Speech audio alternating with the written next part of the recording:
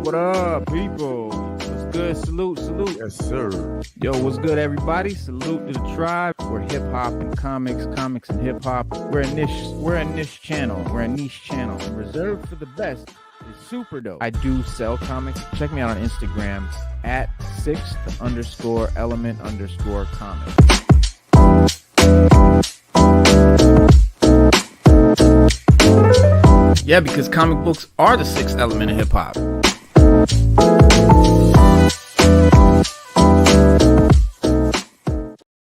What's good, y'all? Sixth element of hip hop here. I am your host, Reno Noir, and we got our co-host Stu Dog might be in later. We got Raw Talk on deck. He's on the way actually, and we got a great show for you tonight. As always, we got some dope information, but mainly tonight we got to talk about X-Men.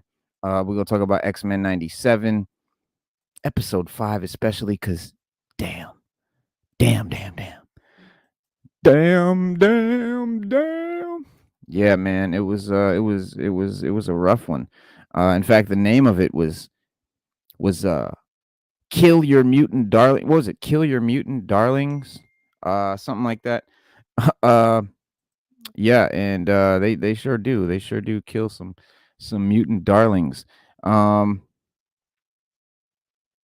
and then we're gonna talk about Fantastic Four. We got some MCU news as well, some G.I. Joe stuff, some toy stuff, some Invincible stuff, and just a lot of cool stuff. Speaking of Invincible, real quick, there is some spoilers for season 2 and the comics as well in this what I'm gonna episode. But get ready for season 3 here with some new iconic characters from the comics that we do hope to see, and that I think the main one that I'm waiting for personally is Conquest.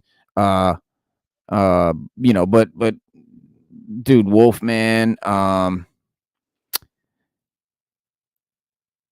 There's a lot. Thrag is nasty. There's matter of fact, let's talk about Thrag and Conquest off top. Conquest is one of the most exciting potential characters in the Invincible season 3 potentiality, because season 3 is a bit of ways away, but we do expect some major comic book villains and bad guys and good shit to be flooding season 3, because honestly season 2 was a little bit light in that regard. The first half of season 2 was boring as fuck to me, but the second half definitely reminded me why I liked that show in the beginning. But season 2 already introduced several new Viltrumites, such as Anissa, Thaddeus, Oliver, handful of others, but none of them are nearly as terrifying as Conquest. Conquest is just a big old, like, gray hair, balding. I mean, just the the old man, quintessential old man, but just hub, right? Just completely fucking jacked. And that always looks brutal when you see like an old dude just jacked. But it kind of looks like some like Magneto or something back in the day. But Conquest is a Viltrumite that's far stronger than anybody that Mark has faced so far. And he will surely have some major consequences on the world of the TV show when he rocks it. But in the comics, Conquest shows up in sort of the wake of the Invincible War, challenging Mark Grayson, as he's cleaning up the disastrous results of his fight with the alternate dimension versions of himself. And Conquest and Invincible launch into this epic battle that is them like flying across the globe, and it's such high speeds that the other superheroes can't even help. They can't even dip in to help, man. They're just like, and the first battle with Conquest is truly epic, and will probably end up being the Invincible season 3 finale. That's almost for sure. Because like I said, that's like the final boss. Like, he's a beast. Thrag is the other dude that he's like Conquest, but with black hair. He's still young, right? He's got the signature Viltrumite mustache, of course, and But but Conquest isn't the only deadly Viltrumite that could appear in Invincible season 3. Thrag is definitely one of those, and I think Grand Regent Thrag acts as Invincible's main overarching villain, with him being the head of the Viltrum Empire. Right? Thrag is the big boss of it all kind of thing, and so Thrag earned his title by being the strongest of the Viltrumites. I mean, that's how he is. That's how the Viltrumites, choose their leader, whoever can whoop everyone else's ass. With him being, just a major force for them to even the Viltrumites to reckon with. And Thrag makes his first appearance in Invincible in the comics rather shortly after the arrival of Conquest. So with him discussing the failures of Conquest and the other Viltrumites in stopping Invincible, although this is the only sort of tease of Thrag, with him not having a real impact on the story until the Viltrumite War. Excuse me. And it would be a perfect way to end the Invincible season 3 and tease season 4. I think Thrag is like a season 4. Conquest would be the finale of 3. Thrag would be like, oh shit, this is happening in 4. But yeah, there's other characters too. There's like a Robin type character called Kid Omni-Man. And he looks just like Robin. Oliver Grayson. So, the name is really obvious nod to Robin. And Oliver Grayson was introduced in this season of Invincible, and he's barely a character, with him acting more like a plot device that Mark constantly has to save throughout the show. But this is not the extent of who he truly is. I think season 3 will see him grow a little older, become a superhero, and take on the mantle of Kid Omni-Man. And because in the comics, Oliver gets his powers shortly after the Sequids are defeated by Invincible, and with him, deciding that he wants to become a superhero like his father and brother, Oliver and Mark go to Art, and they have a suit made for Oliver, and with him taking up the name of Kid Omni-Man.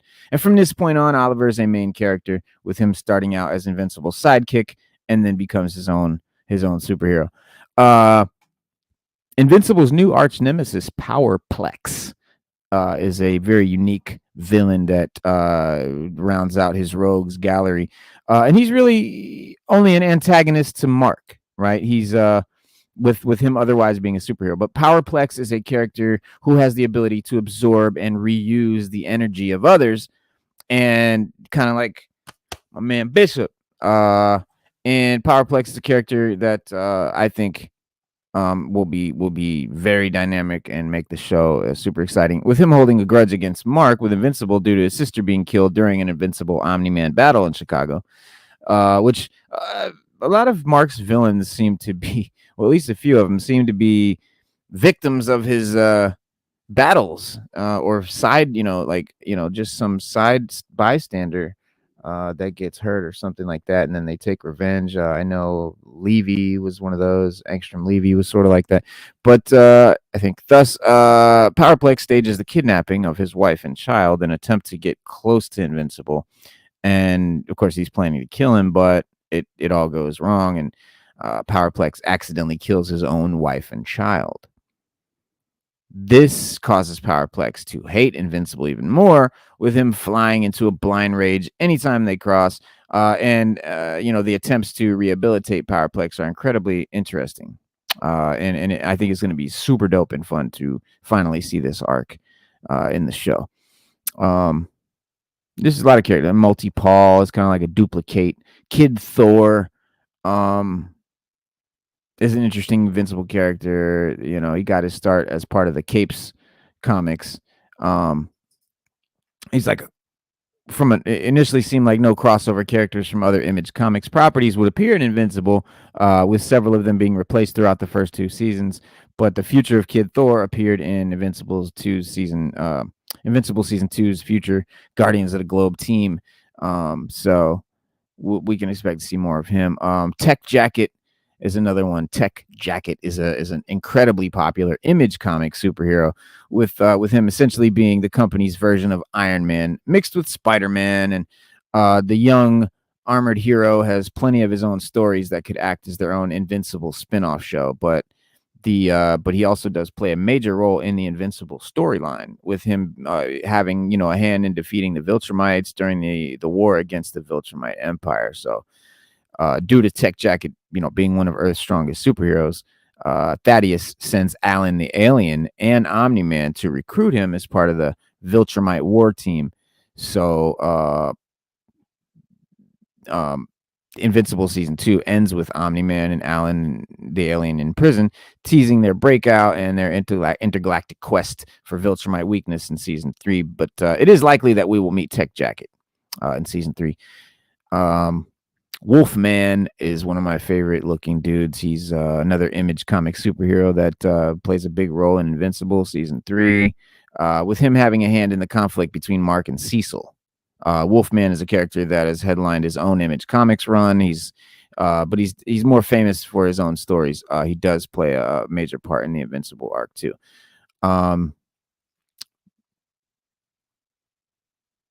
There's other crossover characters I think we might see in season 3, like Brit. He's another Image Comics Invincible crossover character, with the introduction of Kid Thor setting the stage for his TV show debut. But all the Invincible crossover characters, Brit is definitely the most significant, with him appearing in all kinds of Invincible arcs. He's like an immortal soldier, often seen working alongside Cecil. Kind of reminds you of like a Captain America, a super soldier, I would say, like a Nick Fury-ish. But Invincible season 2 already replaced Brit during the Lizard League battle, but that doesn't mean that he's that they won't still use him. He does play a big role in the Invincible War storyline, before taking over as the leader of the Guardians of the Globe. So he definitely is like a Nick Fury in that respect.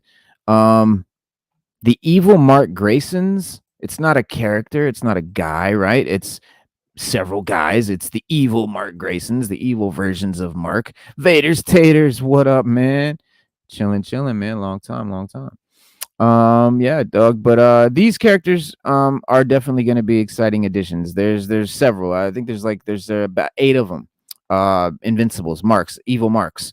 The evil Mark Graysons are by far the most highly anticipated element of this upcoming season, and for good reason.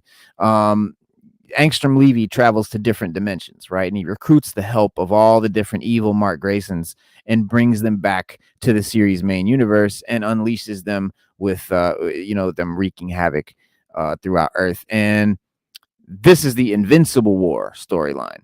There's the Viltrumite War, there's Invincible War, and with it being one of the most pivotal and consequential storylines in the Invincible comics, Mark Grayson variants are introduced during this arc, with there being all kinds of potential for dope alternate versions of Invincible. And there's some cool designs. It reminds me of like Spider-Verse, with all the different Spider-Men, kind of thing. But here, I can show you guys. Check it out real quick, and then we'll hop over to episode 5. There it is. But yeah, there's Mark's evil selves. The evil Marks. You can see all the different costumes, different suits, different versions. And of course, they come from different universes, right? They're different. This is Invincible number 60. Big crossover event. You got Spawn, Savage Dragon, Pit. Just some of the really, all the major cooler image image characters. But yeah, there's Darkwing. What is it? Darkwing, what's his name? It's not Darkhawk, he's an Invincible guy. I don't know, forgot his name. But cool cover. Spawn in there. The Invincible War. Yeah. So as you can see, it's gonna be dope in the animated joint. So can't wait for that.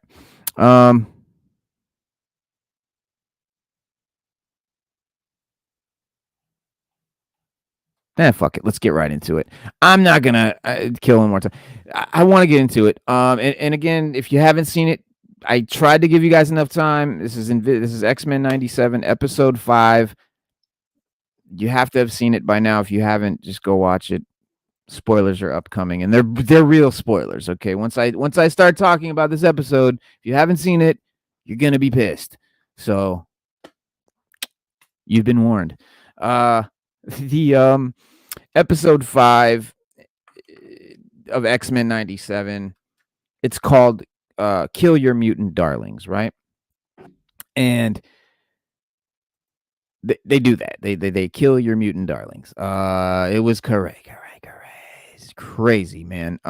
Yeah. Whether it's the iconic intro, the heartfelt central themes of the series, or the mutant soap opera drama. The X-Men animated series. These in X-Men 97, exploits of Charles Xavier and his gang, right? Of the kids.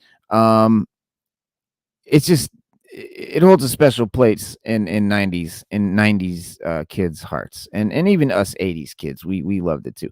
But the X-Men animated series, was a very firm staple in Saturday morning cartoon lineup for a lot of kids. And it was the seminal, superhero series, that and Batman, the animated series. But the show would definitely often strike a fine balance between epic apocalyptic battles and the quieter, more character driven moments that were really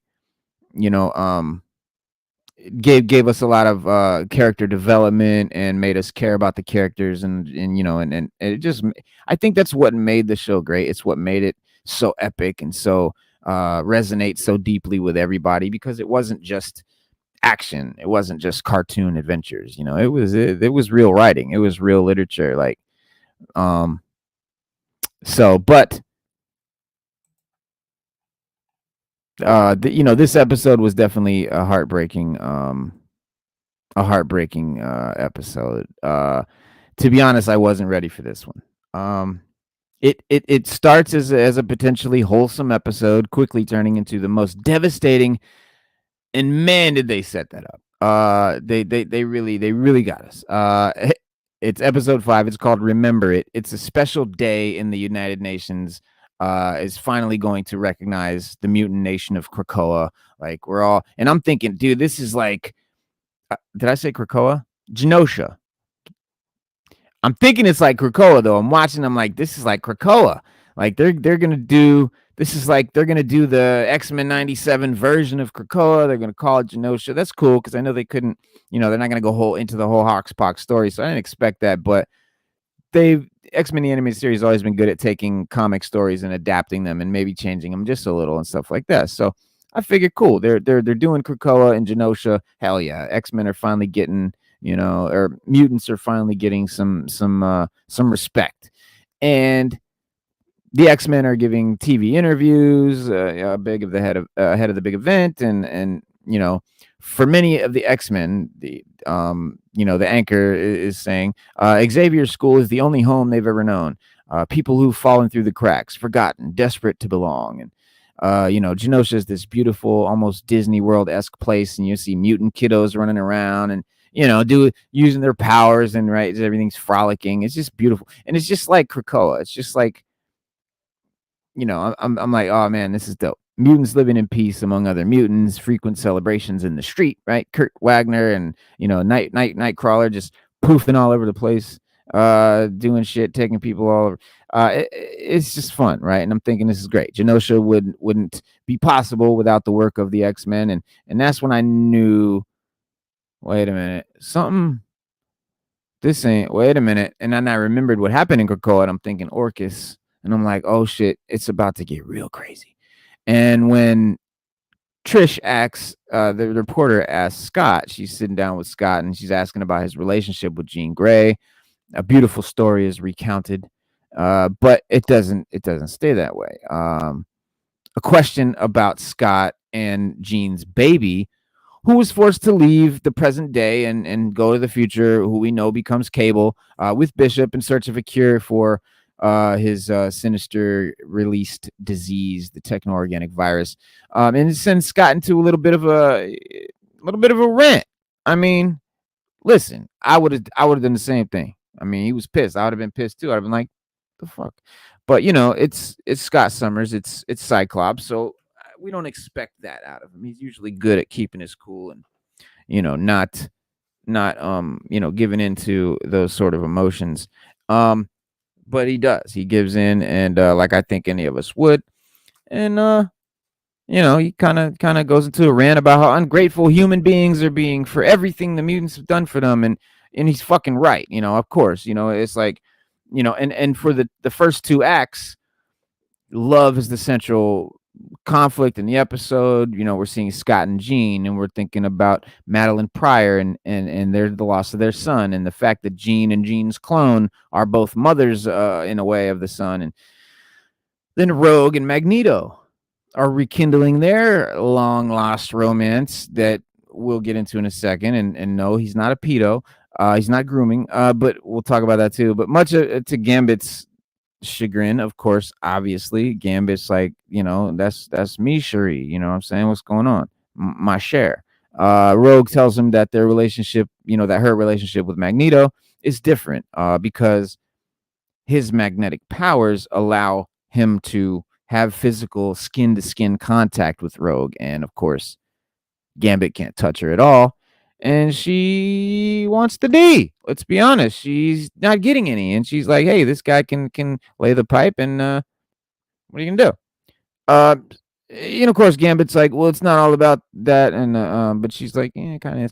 But once Act 3 kicks in, the Sentinels come, right? That's when all hell breaks loose. And that's when I'm like, oh shit, it's going down. Yeah, that would be well. All right, I wish something, right? Something's got to give, because Magneto cannot fucking be dead, right? That's fucking Magneto. He's too integral. Professor X is already gone. I'm not liking it. I'm kind of like, I needed that character, so I do want, something's got to happen. Something's got to retcon it. But an X-Men that we don't recognize at first comes to warn Madeline of the devastation that's about to occur, but Madeline recognizes him immediately. Well, that we know, obviously it's Cable, but he's like, I'm sorry, Mom, as he's disappearing. And cue the emotional and physical devastation. In the live action world of Marvel, no one dies permanently, not really. The blip and all that. A hero can always be brought back in a separate universe or a separate timeline, or bring him back through, this act or whatever happened, or in the comics especially too. And unless the actor behind said hero wants to retire from the MCU or actually dies, but with the animated series, it was not afraid to kill off Charles Xavier for good. And it looks like this sequel series isn't afraid to do the same. They it remains to be seen. I will admit, Vaders, it does remain to be seen. But with 3 episodes to go, we lose not one but 2 of the most prominent figures in X-Men history, both Magneto and Gambit. Hence the thumbnail of this show, with Rogue just infuriated and saddened in tears, and you just see the rage. And she's lost not only Gambit but also Magneto, both of them, both her bows, and in one fell swoop, right after sort of breaking up with one, and both risking their lives to save everybody. And Gambit uses his last final breath to get in one last quip, and make the killer robot explode. That was it was dope, bro. It was just dope. Saving all of Genosha in the process, and he just uses all his kinetic energy and just goes inside and explodes the whole super giant mega mold, mega sentinel, tri-headed sentinel. And when Rogue, we end on Rogue holding Gambit, gloves off for the very first time. Sugar, she says sugar, as the screen cuts to black. I can't feel you. And Episode 4 was a silly, campy callback to some of the flagship show's best moments, juxtaposed with Storm's heartbreaking struggle to gain back her powers, and it was a nice breather from the intensity of the first 3 episodes, which were intense, and Magneto's speech and third and everything. But the writers are done giving us breaks, man. Marvel is known for breaking hearts at the most catastrophic level, but I didn't see this coming. And I don't know how a revival season can kill off 2 main characters like this. I'm really confused, to say the least. I'm not as devastated as I am bewildered. You know, to give you, I don't know. Yeah, I sat at my desk with just like this, just awe look on my face, and just like almost tearing up, almost, holding my beverage and letting it, melt. I don't know what episode 6 is going to bring us, but I do hope we get some sort of miracle, some sort of right, some sort of multiversal. I don't know what, but yeah, dude, it sucked. It really did. Slim Jim Longfoot, salute, appreciate that, fam. Um, but yeah, and that's we think episode 5 was devastating. Like I said, I'm really hoping 6 does sort of fix it, but the series creator is kind of hinting that we haven't seen anything yet. Like really, episode 8 through 10, he said, episode 8 through 10 is my big one. In response to a fan thinking that this was the big episode, he said, this was just our warm up, quote unquote. So if this is the warm up, right? What the fuck? What are they gonna do? You can forgive fans for thinking that X-Men 97 wouldn't be able to wring any more emotion out of us after the, you know, I guess that's what they're doing. I guess that's what they're doing. They're trying to compete with the first season. I just wish they'd waited longer to kill fucking Magneto. Are you kidding me? But this is Marvel. This is comics. He'll be back. We just don't know when or how. I'm still holding out for Xavier. I was still holding out for Xavier to come back from the last show, and now we didn't. Now I gotta wait on this. Oh man. But DeMeo, who was actually fired from the show, he is the one that tweeted that, and just days before the show premiered, he also tweeted to reveal the identity of a handful of casualties, including Madeline Pryor, Moira McTaggart, and both were seen lying on stretchers at the episode's end. Of course, with Sebastian Shaw, a bunch of casualties, and of course, DeMeo could be economical with the truth here, or more than likely, Cable will do some time traveling. Because remember, Cable was in this episode. He didn't do anything. He kind of just disappeared. But he was in the episode for a reason, and he is a time traveler. I'm just saying. So maybe we get Magneto and Gambit back. We go back in time. We do some, you know. But yeah, X-Men 97, a latter day revival of the 90s X-Men classic X-Men animated series, has drawn much acclaim from fans and critics alike, with the show sitting at 98, a score of 98, with and 93 with audiences on Rotten Tomatoes. And there's just no comparison right now out there. There's in my opinion, like it blows Invincible out of the water. But I'm biased. I will admit I am biased. I'm a mega X-Men fan, so I don't really know what this show looks like outside of an X-Men super fan, like myself. But yeah, we had some good cameos in this episode. Some great character, you can spot some characters from previous stuff, and you know, a lot of mutants that stayed back at the X Mansion, getting interviewed by the news team, didn't go to Genosha, stuff like that. And you know, it, it wasn't all bad. Like there was some good stuff. And then in one mind bending, sort of weird scene, Jean Grey tries to disentangle her memories from that of her clone, because her and the clone, they're psychically linked and their memories are mixed, and they don't know who had that, who really experienced that memory, because they have the same memory. So then they're trying to decipher that, and you know the Watcher, uh and shit like that. They see her and Scott, first physical foray in the desert from X-Men number 132, which was a dope Easter egg, and romantic moment for the pair amidst the chaos of the Dark Phoenix saga.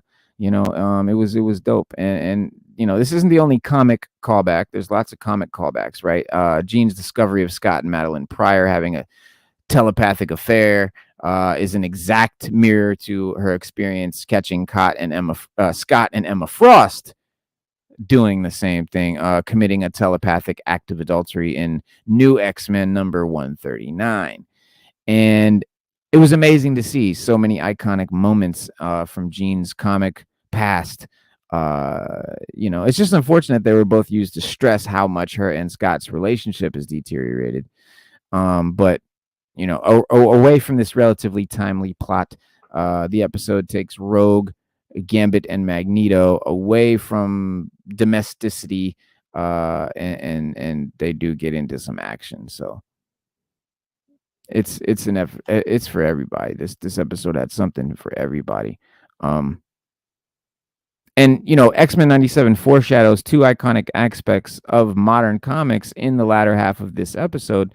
The Hellfire Gala from Krakoa, because remember, that's another thing. Like this whole thing, it very reminiscent of what goes on in Krakoa. When the Hellfire Gala, that's a straight event from the comics recently, from the Krakoa stuff. So if you're not reading the X-Men comics currently, this shit went on, like this sort of fashion show that they had, this gala. It's straight out of the comics. And the Hellfire Gala is a yearly event hosted by Emma Frost to show off the best of mutant culture. And in this episode, we saw her and the rest of Genosha's ruling council hosting one to welcome the X-Men and celebrate their entry into the UN Council, and a clear homage to the Quiet Council from the Krakoa comics. And other cool Easter eggs like that. It featured some of the franchise's most impactful characters, of course, Emma Frost and Sebastian Shaw of the Hellfire Trading Company, which is a mutant-run business, from the comics, and the X-Man Banshee, who is guys flies around screaming, Scottish guy, a steadfast human ally, Moira McTaggart, who is a human in the comics until I don't know. I said that she actually is found out to be a mutant. Discovers that she's a mutant in the Krakoa books, and that's what House of X, Powers of X is all about. It's about Moira McTaggart finding out that she is a mutant and has the power to reset time every time she dies, and she's had all these lives. It's very deep. And then of course Callisto, the leader of the Morlocks. We got Nightcrawler in this episode. So a lot of cool reveals. With this.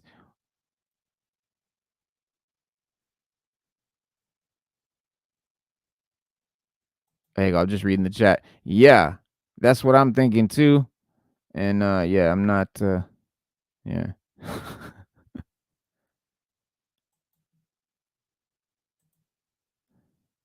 Yes, sir. Yes, sir. Yes. But yeah, it's with this body established, the group gets ready for the gala, where the audiences, we get a glimpse of Archangel flying in, and Sarah, the bony Morlock, is all dressed to impress, and we get Uatu, the Watcher, um, who we saw, who we've seen animated in Disney's What If series, and the character watches over over the most atrocious acts committed throughout the cosmos, which means that he's tuned in when the wild sentinels descend on Genosha and begin massacring the population. Interestingly, though, the series is distinctly set outside the MCU sacred timeline. The inclusion of the Watcher and a brief Captain America cameo in a promotional teaser for the rest of the season seem to kind of hint at a potential crossover between the franchises in the future, of which I'm not excited about. I'm not like even a fan of the MCU right now. Like, I don't even like it. Like, nothing in the MCU is appealing to me anymore. I haven't watched. I don't think I've watched a complete MCU movie from start to finish since Endgame, except if you count Spider-Man and Guardians, which I kind of really don't. I couldn't finish Eternals, couldn't finish Thor: Love and Thunder, didn't finish the Marvels. Dude, I don't want them touching the X-Men. I don't want them. I don't want to see the X-Men in the MCU right now. Whoever's making movies over there right now, I don't want them touching the X-Men. To honest, bro, like, I wanted the X-Men more than anybody in the MCU until they stop making good movies. And then it's like, what's going on? But the end of the episode in this animated joint, though, it is definitely terrifying, as the amazing cameos that we saw earlier are just dying, getting blown up and killed left and right. And there are even more in these moments, with glimpses of the Morlocks, Tommy and Erg, hiding in a frightened leech, with a frightened leech shaking, and an animated version of the series creator, Bo DeMeo, actually watching this destruction and horror. There is a little Easter egg, but the best and most devastating Easter egg comes from Magneto's final moments, where he vows to protect the often ignored Morlocks. They're like in the middle of this energy blast from the Sentinel, and he's trying to hold it at bay with his magnetic, and he's got the Morlocks in there, and he's trying to protect them with the last vestige of his energy. It's very fucking it's serious, dude, and it's like, it's deep, and he's got the force field protecting him from the blast, but it's weakening, and his last words are to the child leech, who he's holding in his lap, and he's like telling the scared boy in German, "Do not be afraid." And that's very significant, because it brings him back to the Holocaust, and it brings, what I'm saying? So he was in like almost like a flashback, or like he was bringing it back to that full circle moment. And fans, might not know that in the comics, before Polaris, Magneto had another daughter, the human Anaya Eisenhart. And this poor girl is shown only in flashbacks, but is revealed to be one of Magneto's greatest shames. As an angry mob and house fire prevented him from saving her life, which is a loss that irreparably scarred him, and sort of furthered his hatred for humanity, and just made him who he was. And seeing him with Leech is a devastating Easter egg, as finally Magneto gets to be there for a scared child on the brink of death, like he wasn't able to do, for his own. So it's very, they really touched a lot of nerves with this one. It definitely left a lot of people stunned, not only for its large amount of references, but the unflinching showcase of Genosha's destruction. And this is where the series, knowledge of its long-held history excels in the worst way. As almost this entire episode is a portrayal of the comic storyline E for Extinction, which also saw Genosha and most of its inhabitants destroyed as well. And there was numerous other Easter eggs, obviously, that got overshadowed in this episode, like Rogue's mention of her evil mother, and Valerie Cooper's reaction to her getting on the council, potentially foreshadowing a great comic storyline. But in the end, no matter what Easter egg or plot point, made audiences gasp the most, one thing is definite, is that this series is attempting to adapt the comics as faithfully as possible. And that's what the first series did. That's what X-Men, the animated series, is all about. That's, in my opinion, the secret to why it's good. Because you see the animation, you're like, damn, this kind of like the animation was shitty. Like, to be honest, the animation was horrible in the first show. But the designs, the character designs were top notch. In fact, I like a lot of them better than the new designs. But yeah, oh wow. Oh shit. So okay, so they actually did just kind of answer a 30-year-old cable mystery as well. The Cable had only briefly appeared in this episode, of course, when he attempted in vain to warn the other mutants on Genosha that the wild sentinel was coming. But this, and the scene was like, very touching with Madeline trying to reconnect with her son, like recognizing him just through his eyes, like this old man, but she recognizes her infant baby through his eyes. It's very touching, and recognizes his eyes before he had to return. And then Jean evidently did not reach the same realization.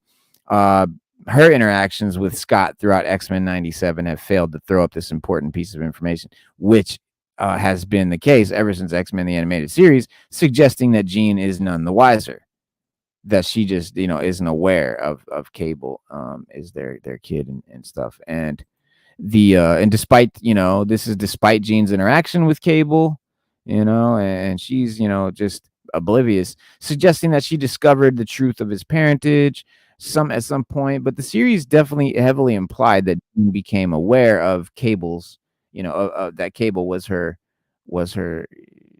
child, was her son. And it was the Time Fugitives episode. It was called Time Fugitives Part 1 and 2.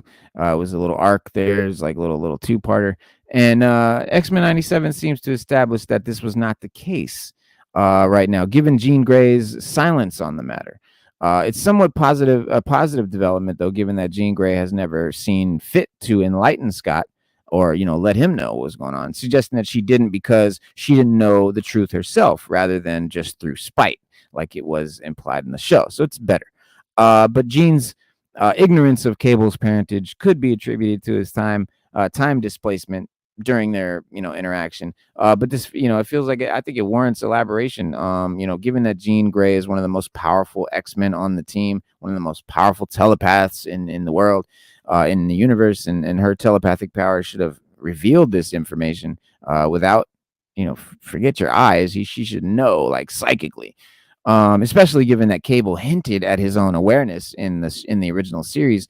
But instead, exactly what Jean discovered upon reading Cable's mind is seemingly shrouded in mystery. And this is especially puzzling given that Cable is unaware that Jean, or at least her clone, is his mother, as indicated by his final words in the episode, "I'm so sorry, Mom."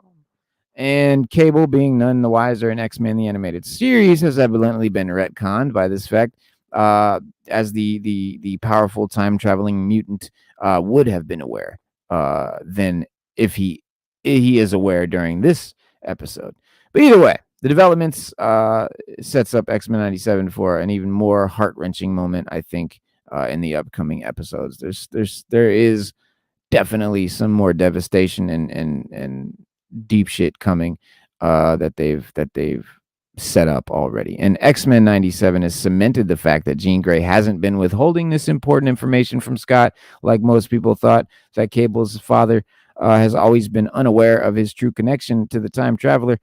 But Scott sort of crack under the scrutiny of the human interviewer, and just like lost his shit when they questioned him about, his son and Jean, and he lashed out at the reporter. But the X-Men and their relations with humans in a precarious position now, but it also showed just how cut up Scott is in the wake of losing his son 2 episodes ago. And given that Scott is unaware that Cable is his son and therefore capable of visiting his father in the past, this sets up a particularly heartwarming moment for the series that, you know, like Madeline Pryor, uh, fleeting final moments there with Nathan, something like that with Scott. And, Scott clearly loves his son, and as illustrated in his telepathic conversation with Madeline before being confronted by Jean, and that means that he will no doubt recognize him as Cable when he does, and when Cable will reappear in this show remains to be seen. But he was a pretty big part of the first series. I don't see him, just not being around. And he's my favorite character, so I can't wait to see more of Cable, and I'm sure that we definitely will. Um, Black Heroes Club, welcome to the show. What up? What up? Hey, what's good, my brother? How you doing? All right. We were just talking about the latest episode of X-Men 97 where Magneto was killed and Gambit was killed. And oh man, it's just been a hell of a ride. And there is a bit of, I guess, I don't know how to call it, speculation or rumblings about the age gap or Magneto grooming Rogue, uh, you know, and the X Men's the ex X Men showrunner Bo DeMeo quelled the accusations of Magneto being a groomer due to his relationship and age gap with Rogue. Um, and I have that for you. I Hey, my promise to brother, are do. they an item on the show, or that's just something that they're kind of speculating on? No, so Gambit and Rogue were together on the show, but in the comics, Magneto and Rogue have a history, and Magneto is able to touch Rogue because of his electromagnetic field, and so they've got something special that Rogue doesn't have with anyone else, and they are rekindling that here in this new show. They're talking about it, and they've actually Rogue's actually kind of let Gambit down gently, but not really broke up with him, but just try to make him understand that Magneto is the only person I can physically have contact with, and that gave them a bond. Um, And and let's not according front, man. to Let's not front. Magneto is kind of handsome. right, well, and according to DeMeo, Rogue wasn't that young when she first met Magneto either. Because DeMeo was asked on Twitter by a fan to clarify how old Rogue was when this meeting occurred due to the accusations in the question, to which DeMeo responded, early 20s. So, however, prior to that, some fans shared their revulsion to this storyline on social media, saying they did Gambit dirty and all this, which, yeah, Gambit was definitely done. Um, I won't say dirty, but a little bit wrong. Raw Talk, what up? What's going on, everyone? What's going on, Reno? Everybody in the chat, what's happening? What's good, my What's up? brother? What up? All right. Black That's real. Hero, what's going on, brother? All right. Cooking. All right. All right. I see. The Louisiana way, man. Hmm. What you know about that, bro? Oh, that's where my family from, man. I didn't know that. What part? Mandeville. Mandeville. Um, I'm lost, The, bro. the family's last names is Gaines and Laurent. You're near. Laurent. I knew that was a Creole name. Well, you're near Alexandria or Baton Rouge. I forget what ward that is. If it's Now in I was if it's born in up here, Bartonville, but my grandmother, my grandpops, they're from down there, Fifth Ward and my boys. mom's. Yeah, man. my bad. If you're from probably New Orleans area, man. It's Mandeville is like New Orleans area. mm. Yeah, man, but it's cool.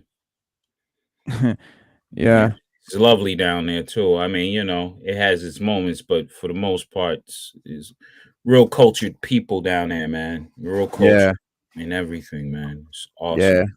I love that about New Orleans. The culture, man, is And guess so where much. Gambit is from? That's right. Exactly. That's right. Yep. Full You circle, talking- full circle. That's Yeah. right. And Gambit, or Oh, rather, Covington is the area. Mandeville, Covington, around that way. That's Baton Rouge. Yeah, Hampton around that is way. Baton Yeah, Rouge. yeah, yeah. Around uh, there. Mm-hmm. Baton Rouge. Baton Rouge.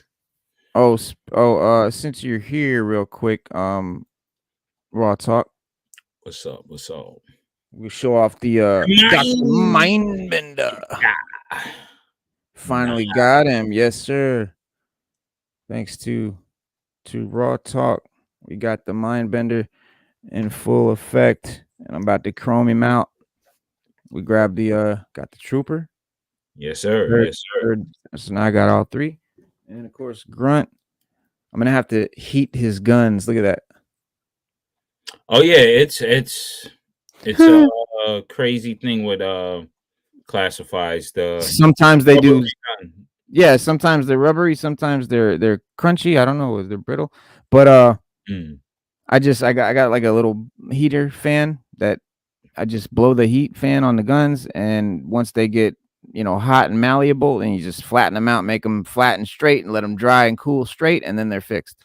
Yeah, yeah, Yeah, but yeah. I was talking about that X-Men, that last one, man. That was traumatizing in a sense. that's what we've been talking about so far this whole show. Yeah, I This was past hoping hour, would do that today, man. I was like, hold up. We went through the whole weekend without even saying anything about that. Like, yeah. I mean, I wanted to give people time to see it because this is one of those things you can't talk about without spoiling some major, that's yeah, a major spoiler. You don't want to give that away. So, I it's not like I'm trying to be the first guy on the internet to talk about it. I mean, come on. yeah, That ain't gonna happen. So I figured, fuck it. I'll just, treat the fans right and give them a chance to see it. yeah, yeah, man. People getting X'd out literally. Like, come on, man. You got Word. Magneto and Gambit. come Oh, on. Magneto? I mean, for real. Magneto? Like Omega That hurts me, dog. Yeah, That Omega level hurts. mutants, man. So he was Right. protecting the Morlocks, and also Yep. wasn't the clone of Jean Grey was there too Yep. in that blast? Yep. What's her name? I keep forgetting her name. Madeline Pryor. Yeah, wasn't she? Oh no, she wasn't in the blast. I She don't think. wasn't in the blast. Nah, I don't think so. I don't think so. Hmm. You know what? Let's find out. I got a list of everybody that died in that show, Yeah. in that episode. And my man Nightcrawler caught the harm real bad. Nightcrawler was in it? Yeah, Yeah, Nightcrawler. Yep, he caught Nightcrawler the popped harm up. bad, man. It was like crazy, bro. I'm like, Yep, Madeline Pryor got blown up. damn. Yep, Madeline Pryor. Let's see. She becomes the first victim of the ambush when the mutants celebrate their coalition. As fireworks bring out, Cable arrives. Blah blah blah blah blah. As he slides back in time, giant explosion occurs and engulfs Madeline. So it's not. She's not with Magneto at the end. Yeah. She actually gets blown up first when the whole dance hall blows away, and then Banshee gets incinerated. Yeah, Uh, that was crazy. yeah. Marrow is raised with Banshee. Mhm. Marrow is a lesser known. Yeah. Sebastian, She's dope. yeah. Sebastian Shaw dies. We don't see it as the Godzilla Sentinel blows up different areas up. Other smaller Sentinels arrive to cause chaos when Nightcrawler teleports Rogue and Magneto to rooftop safety. More casualties shown. The lifeless Dazzler is seen on the stretcher. Shockingly, Sebastian Shaw is covered in blood and implied to be dead next to her. It shows the scale of the ambush. So yeah, I guess that's Wow. Dazzler and Sebastian dead, and then Callisto. Oh That yeah. was crazy. Yeah, when she died, I was like, oh wow, I was like, yo, the Morlocks, okay. Boom. word. Callisto just faded too. The way she died, it was mad epic. And then yo, who is that? The adversary, 97 adversary. No, I don't recognize. Oh no, but oh, when did she die? She okay, we saw that. Moira McTaggart dies off screen. Mhm. Squid Boy Yeah, I know. dies off screen. Fucking Magneto obviously gets disintegrated by the Godzilla Sentinel. Leech's crew. That's who was with Yeah, Magneto. yeah. Leech's crew. Wow. Yeah. Fucking he told Leech not to be afraid in German at the end. Mhm.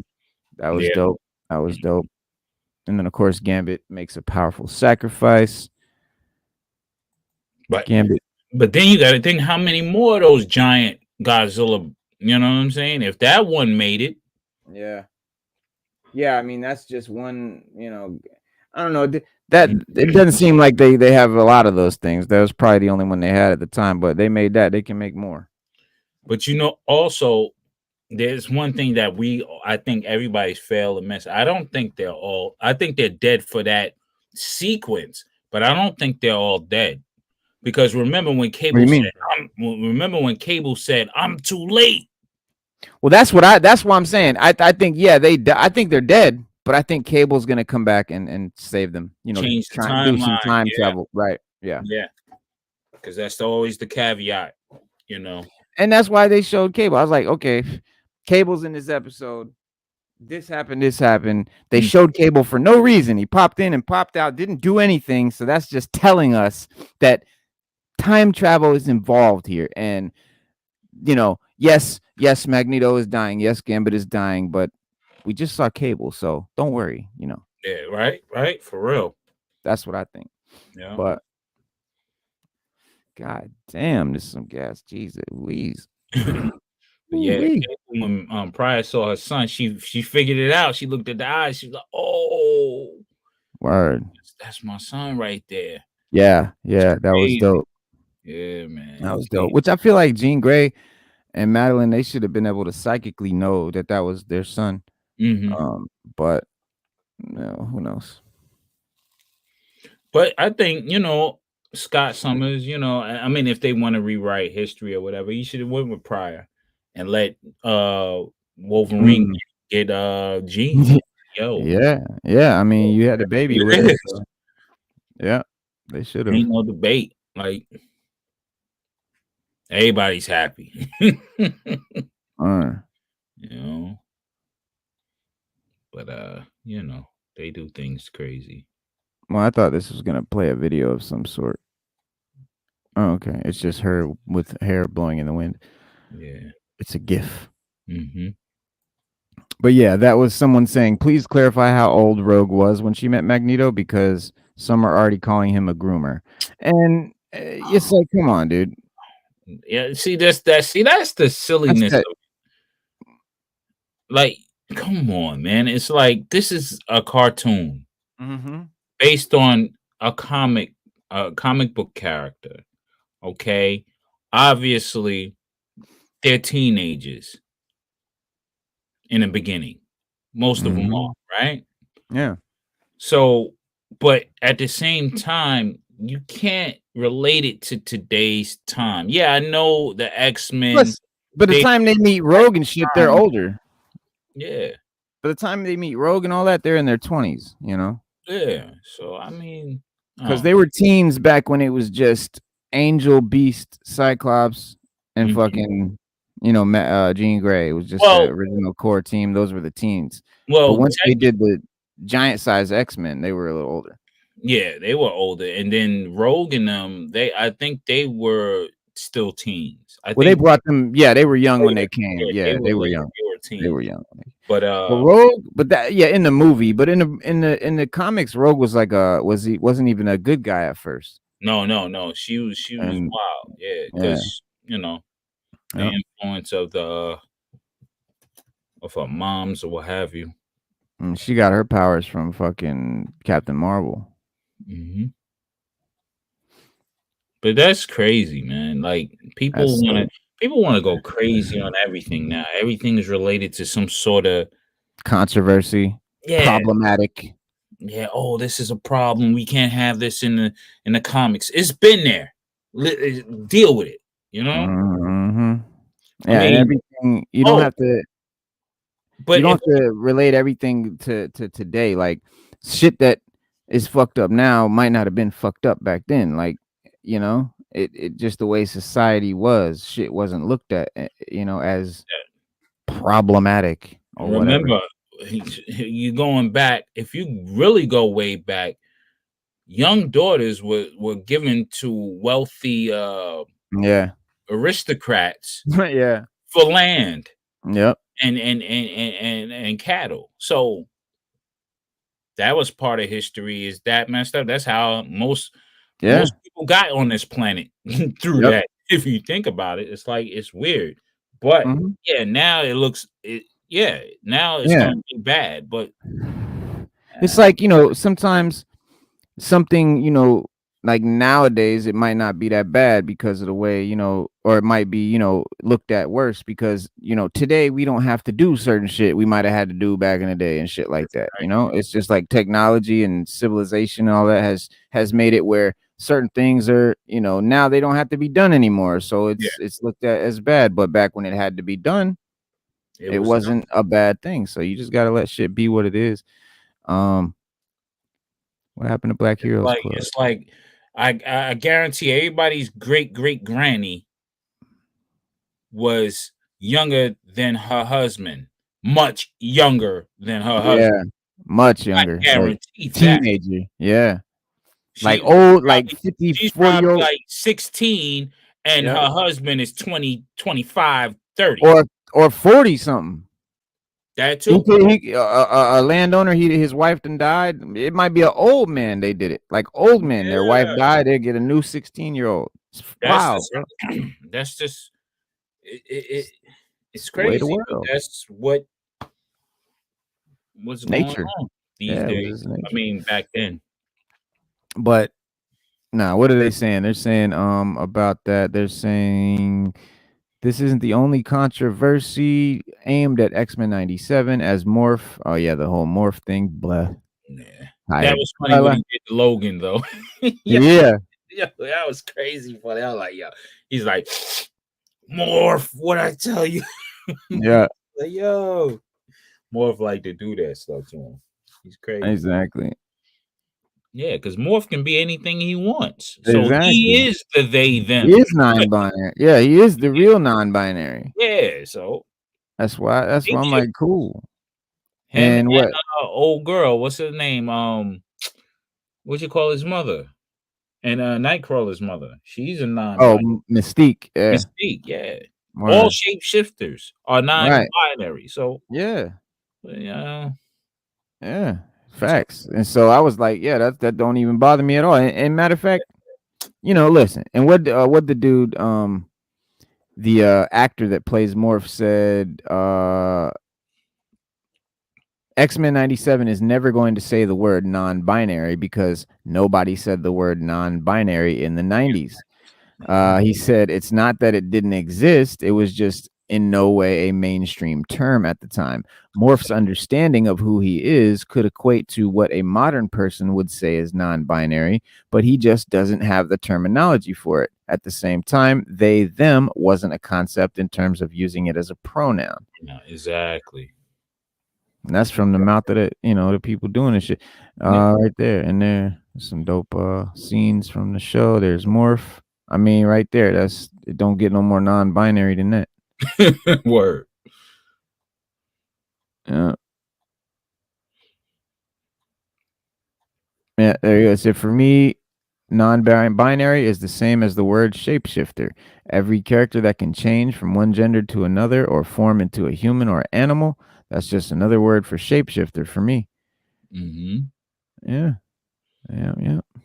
Yeah. Yeah, man. Hell of an episode, hell of a show altogether. But it was a great episode. Yeah. Much, yeah. I wasn't expecting. Yeah, with all the early controversy, everybody getting out of whack about it. I Yeah, mean, I think moving forward, a lot of people got to really think to themselves and say, "Ooh, should I judge a show based upon what other people think or what I think personally?" right. People should watch the show for themselves and come up with their own interpretation or their own analysis of it and forget everybody else, all the critics and stuff. They're just noise. If Yeah. you like it, you like it. If you can understand it the way you want to understand it the way you want to understand it, and Mhm. let it be, you know. Yeah. I think Yeah. that's what the world needs now. The world is just too busy being hive minded and bandwagonish, I should say. Everybody want to jump on the bandwagon and oh, I feel this way because 100 other people feel this way, but you don't have Right. an honest feeling for yourself or logic for yourself. You know what I mean? Right. But it's Exactly. dope though. That show is every episode is dope. Well, I can't. with with this shit, Magneto dying, man. I mean, you know, Magneto. There's a theory about him coming back and because in the comics right now, by the way, I don't know if you guys know, but there's a title, a new comic called Resurrection of Magneto, Yeah, and I it's heard. about Magneto coming back from the dead, where he just sacrificed himself in the Judgment Day event Mhm. in the comics, and so and while Gambit's death does seem final at the moment too, I think Magneto's is a different case because, obviously he's Magneto, but Rogue held a lifeless Gambit in her arms. Mhm. But he was dead. But Magneto's body has never been seen. We never got to see it. So that image of the dead body has not ever been given. And the golden rule of TV normally means that no body, no death. Mhm. And so there is a little chance that Magneto could die, but I don't see it being it doesn't make a lot of sense. And I think he could not only it might not only be Cable, bringing him back, but he might just actually still be alive in some way. But if he is truly dead, then Cable could definitely succeed in stopping the Genosha massacre, the Mhm. whole thing, changing the future. Uh, and so, while it seemed like Magneto and the Morlocks were vaporized by that beam from the three-headed sentinel, Leech could have helped the group go unnoticed by the villainous machine at just the right time because that's his. He's not a famous mutant, obviously, but he possesses an interesting power that could have many uses depending on the situation. Making him an interesting character. Leech has the ability to negate other people's powers, Mhm. so including that of humans, mutants, whoever. And but it's like a power dampening field that it has a short range, which means that the ones affected have to be really close to him. Yeah. And Leech's powers could have kicked in at the crucial moment to ensure that he and Magneto and the Morlocks survived. As he was holding on tightly to Magneto, Leech could have negated Magneto's powers for a moment, just enough for the three-headed sentinel to state that the Omega level threat has been neutralized. And then the characters could then have passed out from exhaustion after the ordeal, showing up when X-Men 97 picks up on the aftermath of the Genosha massacre to reveal that Gambit is dead, but Magneto is not. Yeah. And and then of course, after having led the Brotherhood of evil mutants and killing several people, Magneto was on a different path before the Genosha event. He was, this sort of he was a villain, right? Mhm. But now he's trying to honor Charles Xavier's wishes, and he had become this hero, this leader, good guy of the X-Men, and showing a dope new side to him and all that. And the side of him that we all know about, but it's most the casual audience doesn't really know about. And if Magneto comes back to life in this show, that could all change because the level of just destruction and death that we saw in Genosha, which was supposed to be a peaceful and safe nation for mutants, Yeah. would push his mind over the edge, right? It could make him back to that the old Magneto is back kind of thing, right? Mm, Like, you know what I'm saying? Like he might that might just push him back over the edge. And yeah. in the latest trailer, Captain America makes a cameo, and that character and other Marvel heroes could appear in the show, Also, and show like how the world is reacting to the events of Genosha and the mutants and stuff. Because that, I always hated that we never heard from the other heroes and stuff during the mutant stuff, because it's like shit's going on. It's global shit. There's presidents, always politicians, but how come we never see the Avengers and shit like that? yeah, you would think they would pop up and because Yeah, they're also heroes. They yeah. can't be busy. Or is it that when we're reading these comics, every part of the globe there's a catastrophe going on? Is it possible? I I don't know. mean, yeah, there's But always something going on, and they're off doing something. But when you're having big presidential speeches and UN events, and because X-Men always has stuff like that, political stuff, and I just feel like at some point we would see Cap or Iron Man or something. yeah. But you know, if Oh, the if Fantastic Four for that. Reed Richards. When yeah, you're talking about technology and things of that nature, yep, off-world things, like where's the masterminds of exactly, the heroes, like yeah, the real geniuses and stuff that can really help with the situation, yeah, you know. yeah, absolutely. Speaking of Fantastic Four, we've got. Let me see if I can show you this picture. So I got the picture, and this kind of gives us the vibe, and basically, Marvel is literally telling us what's going to happen in the movie. Mm, Let me see here. Okay, so it's not a JPEG. That's mm. all right. I will screenshot it, and I will snip it, clip it,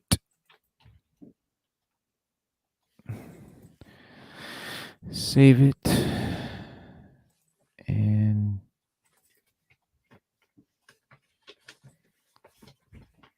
ship it.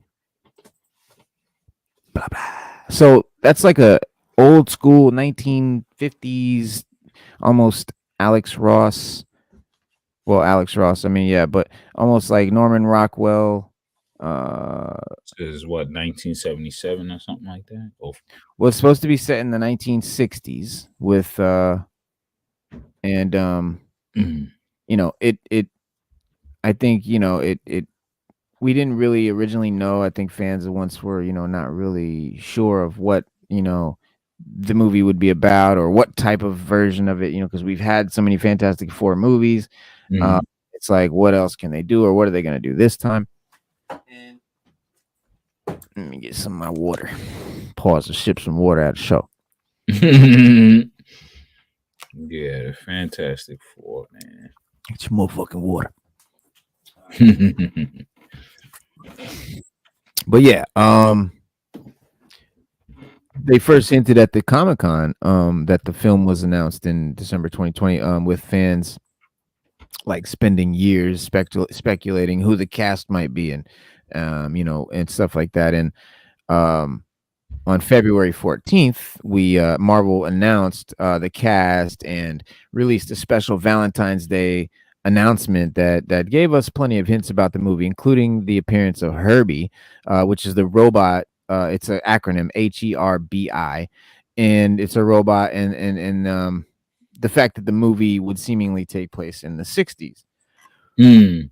Then on April 3rd, we got the bombshell that they cast Julia Garner as a version of Silver Surfer. And on the following day, April 4th, in honor of 4/4/24 Day, Marvel released a new piece of artwork with Joseph Quinn's Human Torch, um, in a backdrop that teased an alternate reality version of New York with like a retro futuristic design, looking like kind of like a future, but not really the future, like a future that they thought it would be in the 50s, like the Jetsons, right? And it sort of gives you the vibe that it's the 60s, but it's not the 60s in our world. It's the 60s in this almost Similar like to what was. Fallout. I was just getting ready to say that. Similar to what they shown in Fallout, which is Exactly. crazy. Hmm. That show, Exactly. wow. Exactly. And that show is dope. Yeah, hell Yeah, yeah. we gotta cover that show. That Yeah. show is crazy. Um, yeah, I'm about to finish that. I got 2 episodes left in the series to watch, but it's dope so I far. got about 4 more. Yeah, it's So, fucking. In addition to Marvel released a message from the Future Foundation, mm, and that's more on that later. But the fans might want to read into preparation for an upcoming film, and there's 5 comics that Marvel gave us and said, this is what we're kind of, these are the comics to check out. you know um and I like that they're doing that now. Marvel is like, when they do a movie or whatever, they're like, here's some comics that you could read that will kind of, let you know what, because a lot of fans get into comics from the MCU. A lot of new fans are fans of comics because of the movies, and the movies yeah, brought them to the comics, right? And but they, fans always never really knew what to like. Oh, Iron Man is crazy. Let me go read Iron Man comics, and then you get and you like, oh, what the fuck, yeah, Iron Man from what era, what version, right? What what I mean? It's like, and then they're like, oh, fuck it. But Marvel, but Marvel is like now giving you reading material. They're saying, here's what you can read before the movie, and I love that. I don't know how accurate they're going to be because Shala Bell, the female Silver Surfer, as we talked about ad nauseum the other night, is not in these comics well, that they gave us. But they do all the prelude stuff. right, So that's what they really they've been doing it since the beginning of the MCU. They did the Iron Man prelude, they did yep, Thor prelude. They let you in on how to set up and mm, get ready for that movie. And mm, I think that's good because yes, in a sense, I mean, us hardcore fans of the comics, we know the originality of everything. We right, know who's supposed to be what at different eras. But for right, your casual fan, this is something to jump on to and go on from there. And then if you want to dig deeper, then you can go deep into the archives. right. But, I think it's a cool thing. Absolutely, absolutely. It yeah, because it well, I didn't know they were doing that before. I didn't know Marvel did that before. Yeah. I Yeah. didn't where do they do that? Where do they They had the comics. I got a few of them. Preludes. I even got the Oh, you Avengers mean in the the comic. comics, like the movie? Yeah, nah. I mean like them actually telling the casual audience, Mm. here's some titles, these are some issues from the Oh, history okay. in back in the history that you can go read that we're gonna make these movies based on. Oh, okay, okay. So like yeah, so like for example, for the Fantastic Four, they said go read Fantastic Four number 1, obviously. Yeah. They said read Fantastic Four number 48 through 50, 50. which Yeah. is the Galactus trilogy. Yes. Yes. And from the night and also from the Trooper. 1960s. Mhm. So perfect time right there. And then they said read Fantastic Four Life Story number 1. Mhm. And that's a series that begins in 1961. And Fantastic Four get their powers, but there's a new big plot twist is that the characters age in the story in real time. And Mhm. so each of the 6 issues being set in a different decade. Mhm. So 2010 as they get old in 2010. And in a twist from the main Marvel universe, the coming of Galactus is a threat that Mr. Fantastic has been preparing for since they got their powers in Yeah. 1960, and the Silver Surfer does not even arrive to warn humanity in this one of the doom until the 1990s, Mhm. Mhm. giving them 10 years to prepare. And Yeah. it's a new spin on both of the Fantastic Four's origin and Galactus. But Marvel's saying read this, so that's probably the spin they're going to do the movie on, right? And these 5 issues seem to offer some major hints about the plot, of the movie. And but I think the biggest takeaway is that Fantastic Four will be set in the 1960s. And this seemed to be an obvious from the cast announcement photo. But almost all of these 5 comics that they gave us that Marvel's saying to check out are in the 60s. And 4 of the 5 comics actually take place in the 60s, with the fifth more modern comic one being set in basically no, I said that right. 4 of the comics were actually written and put out in the 60s, and then the one that was, a newer comic takes place in the 60s. So they're all fucking the 60s. And while normally, the additions of comics from the 1960s would not be an indicator of the plot, it is Fantastic Four life story that guarantees it, because they did a modern run on the team with a contemporary aesthetic, like the current run by Ryan North, or even iconic runs like, Mark Waid or Jonathan Hickman or Dan Slott. But Fantastic Four being from the 1960s has been a popular fan theory for how to bring the characters into the MCU, since they haven't been around yet. Where have they been, kind of thing. And part of it comes from the fact that Ant-Man, the Ant-Man director, pitched a 1960s Fantastic Four film to 20th Century Fox back in the early 2000s. But the fact that the characters were at their most popular during that decade as well. And, while they have always been a major component of the Marvel Universe, starting in the 70s and the 80s, their status to mainstream audiences was downplayed in favor of like Spider-Man and the X-Men, and then the 2000s and the 2010s. It's all been about the Avengers and Guardians of the Galaxy. So Fantastic Four has kind of like been, left in the dust. And Stan Lee and Jack Kirby's incredible 100-issue run on the Fantastic Four in the 1960s is seen as one of the greatest runs in all of comics. And, there is something about the aesthetic and the mood of the period, that it's almost like that iconic comic. And then the 60s, itself was unhinged, with a lot of protests, a lot of political things, quite like what's going on now. Yeah. A lot of crazy things went on in the 60s. So, to have the Fantastic Four birth in the 60s, you know what I mean? Yep. Created, it's pivotal moment, and I think they're doing right by let's go back to the 60s. Yeah. But they're gonna have some nuances where you can have a mirror reflection of what's going on today and what happened then in the 60s. Right. So it's like, hand in hand. But for the most part, I think when we look at these heroes, we always got to remember they're in their youth stage. Like Mr. Fantastic, what I believe was in his early 20s. The others were like kind of out of their teen, just out of their teen. So a lot of characters that these guys created back then were mostly teenage characters. Well, I think Mr. Fantastic was supposed to be older because he had like the gray patches on the side. I thought he got the gray when he got the powers. He maybe yeah, developed the gray. Yeah. Because he was all, I remember the hair, and then he developed that gray after. Yeah.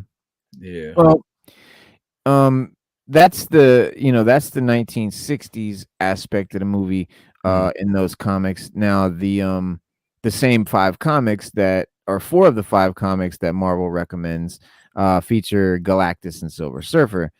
Again, not the female version. So I'm a little Fantastic Four #1 is likely because it's the team's first issue, and that's often a recommended starting point for all comic reading lists. But it also features the origins of the team. Meanwhile, Fantastic Four number 48 through 50 and Fantastic Four Life Story are all centered around the threat of Galactus. And the Galactus trilogy is the most iconic story and has been recreated a number of times, even being adapted in a movie in 2007. The Rise of the Silver Surfer was an adaptation, albeit not a great one. But Fantastic Four Life Story, on the other hand, presents the threat of Galactus as one that spans decades. Like the coming of Galactus is like he's been knowing about it since the 60s, and he doesn't come until like 2010 or something. But the build up is dope, and that's why it's like a 5 issue, series, life story. And he's Mr. Fantastic spends 30 years fearing and preparing for the threat of Galactus, and he can't tell, nobody, what's he going to say? There's this big giant guy coming to eat the planet. So before the public becomes aware of it, and then the entire world needs to prepare, instead of a matter of days like in the comics, the doomsday apocalypse has been hanging over the world for 10 years. 10 years is when he lets everyone else know. And for Mr. Fantastic, 30 years. Yeah.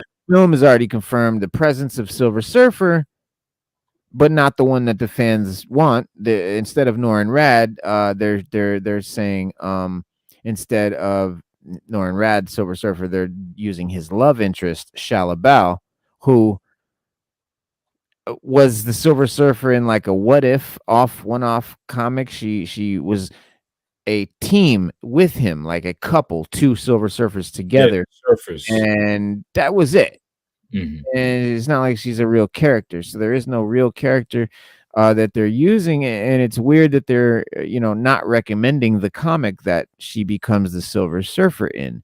So that kind of also makes me think that they're not going to use the Shalabal from the comics or the Shalabal story. They're not going to have Norrin Rad and her as like a couple. They're literally just going to just replace Norrin Rad, Fantastic Four, out of the story and put Shalabal as Fantastic Four into the story that she's not in. The Coming of Galactus story, instead of Norrin Rad, let's just make it Shalabal for no reason, with no story, with no context. And I think that is a very big mistake. If they do go with some of the storyline from the comics and Norrin Rad is also there as Silver Surfer, then I think it's a dope idea. I'd love to see Shalabal as Silver Surfer. I'd love to see that in a movie, as long as it's the version from the comics. Norrin Rad first, yeah, the story from the comics, and I don't even care if it's Norrin Rad first. They can both come at the same time, but it needs to be Norrin Rad too, because that's how it is in the comics. It just doesn't make sense. She's not. How would she become Silver Surfer if he wasn't there too? Like if he wasn't already Silver Surfer? I mean, it doesn't make sense. So, and also, but we also got to remember it's Hollywood, and it's also we know that a lot of they're taking liberties with the story just so they can say, make it hey, their own. Yeah, and that's always the case with them. And it's like you can either take it or leave it in their minds. Like, hey, we're doing it this way, and we'll make it exciting and stuff. But we got to stray away from the comics because we don't want to pay people. We don't want to pay people. That's the main thing. They don't want to pay any rights, anything like that. So, I mean, the names and stuff like that. I guess they could skew around costumes. They skew around that, but to do the story directly from the comic, they would have to pay a fee for that, because you're really taking the story from the estates of these guys who created these characters. That's not the way Marvel does it. Marvel owns them shits. Yeah, they own them all outright, because there's been battles in court as of that's why, because it's called the Marvel way or the Marvel method or some shit. They they relinquished the fucking rights when they created for Marvel. But I don't think it not all of them, unless they have a clause or whatever. I think it's the early guys. The early guys didn't get to that. I think the later, I think probably like the 90s and on, they began doing that because they seen a Todd McFarlane or a Rob Liefeld, how they came about, and they wanted their own characters. They're like, all right, you make a character here, we keep that character, we keep the story and everything. So, and Stan Lee and Jack Kirby made most of the characters anyway. But the thing with Shalabal, it's from Earth X or Universe X, and I would love to see a Universe X or Earth X movie. That'd be sick because that was a great comic. That was a great story. Earth X is a great fucking a very adaptable Yeah. for the movies, and you know that's what Shia LaBeouf's from. So if you want to do like, I just don't get it. That's why I said I don't care about nothing in the MCU right now. That they're not making movies for comic fans at No, all, they're at all. making movies for action fans and Yeah, people that those. don't know shit. Yeah, but I mean, Not even for action fans. They're making movies for fucking fans of politics. I swear to God. so But you know, it is what it is. You know, I don't care. Like I'm like I said, I'm not. It doesn't bother me. It's just like I just don't want them to ruin my favorite shit. Like I don't want them taking the X-Men and calling it X people and just fucking up all the I characters. And mean, as soon as they say the movie's the X people, they lost billions. they lost billions. They're And just wasting money at this point because I nobody's gonna see that shit. exactly. And I think, you No. know, this Silver Surfer shit's gonna flop if they do it. If they do what I think they're gonna do, if they just replace him with her and make it the same, it's his story, but with her there, that's gonna be a mistake. If they make it her story with her there, cool. But I think that's gonna be a mistake. We'll see. But it's I mean, the track record is shows. I mean, all the stuff that they've been doing has not been landing and people don't like it. And eventually they're going to have to admit that because right now, every movie that's bombed, they've come up with excuses. Oh, well, this was because of that, and oh, it was because of that, or oh, never because it sucked, never because you wrote a trash movie, but there's always some reason or some excuse. Okay, I get that with one movie, maybe two movies, but four movies had circumstances. Come on, it's like so. This is just yet another one. I mean, it's just another one, and I don't see it being successful if they do more of that. But we'll see if Deadpool and Wolverine really does change the MCU like it's claiming to. But the fact that the movie takes place in the 60s, the threat of Galactus, and a distinctly alternate take on the Silver Surfer all seem to suggest that this Fantastic Four does not take place in the main MCU sacred timeline. Instead, it will take place in another universe, which is an alternate 1960s with a design aesthetic more akin to the artwork of, you know, um, Alex Ross and stuff like that. But it will be like the reality of architecture and stuff like that. And after all, this allows the Fantastic Four to operate in the 1960s as superheroes, but not interfere with the continuity and the canon of the MCU. Because at this point, had they been around in the 60s, why did no one ever mention them in the Avengers movies and shit like that? So they can't have been in the 1960s from that timeline. That's just impossible. So we know it's a different timeline. So it's like, and that's why people are like, well, you shouldn't care that they're making a female Silver Surfer because it's a different timeline. We don't have a problem with it because they're messing up the MCU.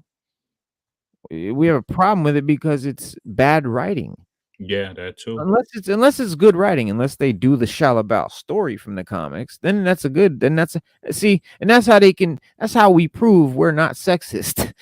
We don't have a problem with the female Silver Surfer. We have a problem with using it, and writing a bad story. Because if you do the female Silver Surfer story in live action, I'm all for that. I'm the first one in line at the movies. Straight up. I have no problem with that. Because it's a comic, it's a comic adapted into a movie. So I know it's going to be good because the writing is not written by a script writer, it's written by a comic writer. That's why the X-Men show is so great. Because it's not written by cartoon writers, or the stories rather come from comics. And this also will allow, audience to finally see Galactus as a true threat and not just, a cloud that never materializes. And, casual audiences, but Galactus has definitely been known as the devourer of worlds. Yeah. for years, but due to the Earth being the primary setting of the comics, it never consumed it. Yet in this alternate reality, this one disconnected from the MCU, Galactus might, you know, destroy that Earth. The Fantastic Four might not win in this one, and that's a very interesting prospect, which would force them to flee to another dimension in the Mm. MCU. No, for hold on. No, you good. But yeah, that was perfect. But the fact that Galactus destroys their planet, that might, that's why they eventually in 2020 or whatever, 2024, 2025, they come to the MCU world.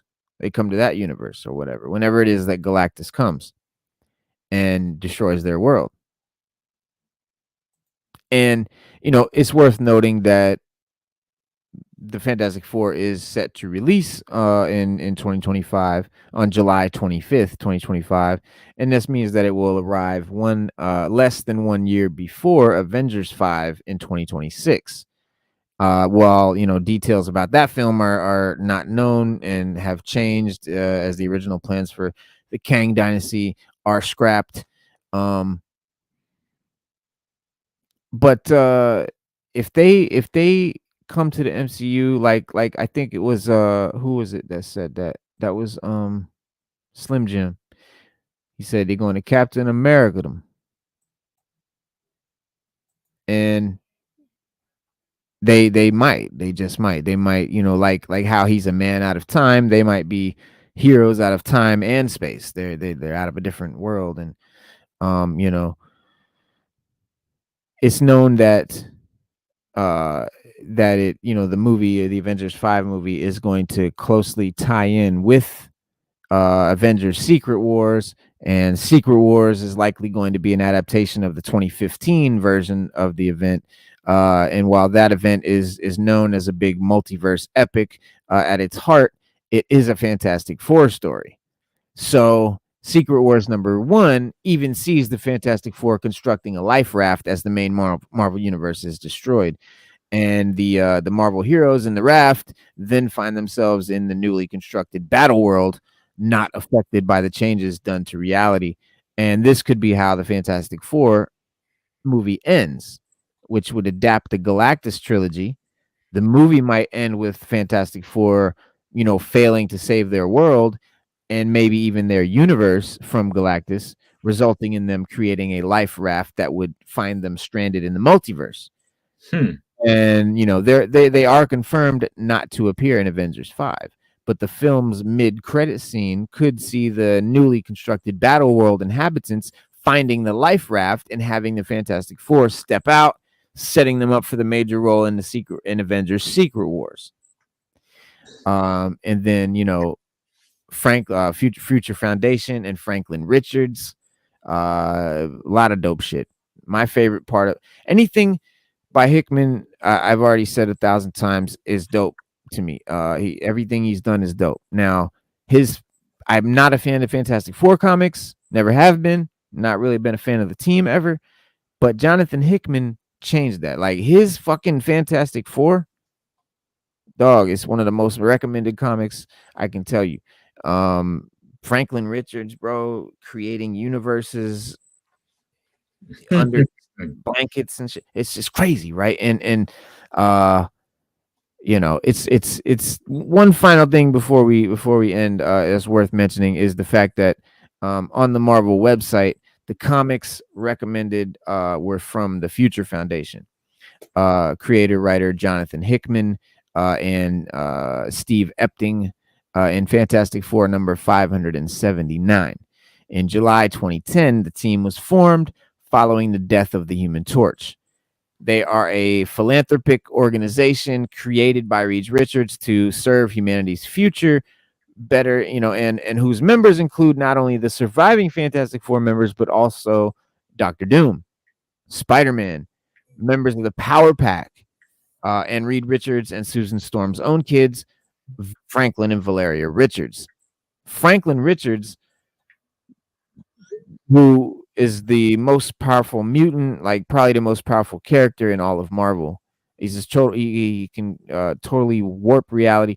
They even say that the reason that Marvel characters never really age and like Spider-Man's always young and shit is because Franklin Richards uh keeps Controls it. everyone young. Yeah, yeah.